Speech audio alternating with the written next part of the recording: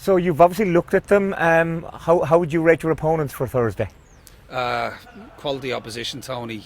They're 250 places above us in the Euro Club Index. So, stern opposition, the stiff test we face. We've obviously got a very young team that haven't played in Europe before. A lot of them, albeit that some of the players have come through our youth system here and have played in the UEFA Youth League. So it'll be a completely different test on Thursday against a top European side. But we're really looking forward to the challenge of it. We've had a great start ourselves to the restart. We've won 4 games, so we come into the game with good confidence, and we're confident that we can put in a good performance. But like I said, the challenge will be really tough.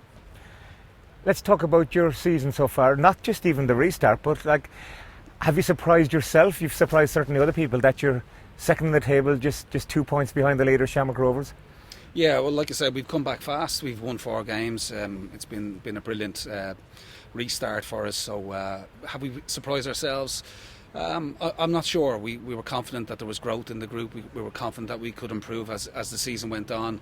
Obviously, nobody anticipated the break, but we worked extremely hard, and that's testament to the players, how they applied themselves to the programmes that we set down and laid down to them by the conditioning staff at the club. Have worked with the players fantastically well over the lockdown period, and we've come back in a better physical condition. We look fitter, we look mentally stronger and tougher as well too, which is really good. So our performances have been really powerful so far. We've been really pleased, but we're not getting carried away with ourselves. We've got to focus on the next game, which is Thursday, a big game in Europe for us.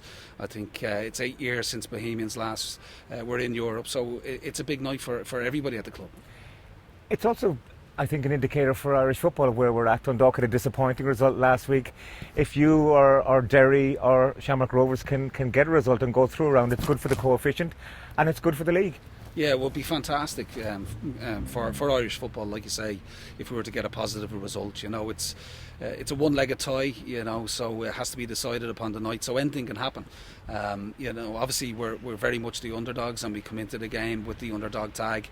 Fehervar have played 2 league games so far, so we'd like to think that our conditioning levels will match theirs at least, and hopefully we can go there and give a good account of ourselves. If we can do that, we can ask no more of the players. Like I said, their attitude, their application has been first class. How they've prepared and trained over lockdown, how we've come back, how we've trained since we've been back together as a group, and how some of the performances we put in have been really good. So we hope to build on that and hope to bring that type of confidence, like I said, into the game on Thursday. Who are you looking to in your squad as potential match winners? You've got some players at their peak at the moment, it seems. Yeah, we got some good talented players at the club, across the squad. Like I said earlier on, 6 players have played in the UEFA Youth League that have come through our system here. We've got probably, I think it's the 7th youngest squad in Europe from all the top divisions across Europe.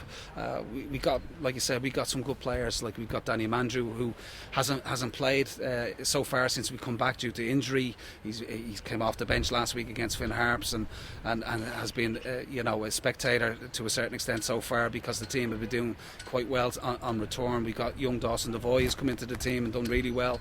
We've got Danny Grant, an under 21 international, Chris Twardek down the side who's been really good for us, and we've got a striker in Andre Wright who's been getting some goals for us of late, and long may that continue. But it's been a real team performance since, like I said, we've come back. The collective spirit is there amongst the group, and like I said, we've got a strong mentality. I think we're looking forward to the games, and we're going into every game with confidence. Is Danny fit enough for selection? Yeah, no, he is. He was on the bench here last week against St. Pat's. He came on against Fehervar. Really talented boy, and it's a good sign that he has to bide his time and wait for his chance to get back into the team. We've got even James Talbot with Stephen McGuinness coming in. Stephen has come in, he hasn't put a foot wrong, and if he's keeping a quality goalkeeper like James Talbot out of the team, that shows you that obviously he's doing very, very well. So we're in a good place. We've been able to pick a consistent team selection as well, because performances have been good, results have been good, but also we've had limited injuries thankfully, and again, that's testament to the work that's been done by the fitness staff at the club, the conditioning people at the club. They've prepared the team really well and got us in great condition.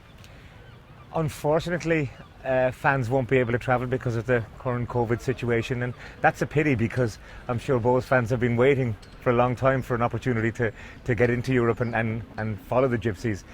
What's it going to be like for you guys playing in an empty stadium? What about your travel arrangements? Yeah, well, UEFA created a corridor as such where you have to be in and out more or less within 48 hours. So we'll travel tomorrow.